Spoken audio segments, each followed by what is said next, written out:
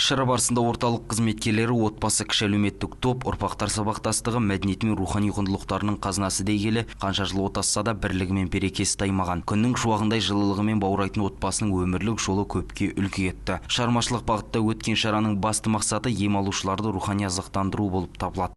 Әдеби мәдени үлкен іс-шара өткізіп жатырмыз. Мұндағы ең үлкен мақсат денсаулығында ақау болған жандардың көңілдеріне сәл болса да рухани азықтың дәнін себу.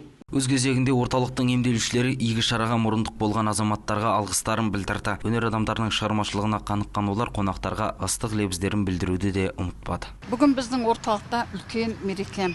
Біздің орталығымызға ақынымыз Үміт Битенова келіп, біздің көңілімізді қатты жадыратып, өзінің өлеңдерімен таныстырып, бір көңілімізді көтеріп тастады.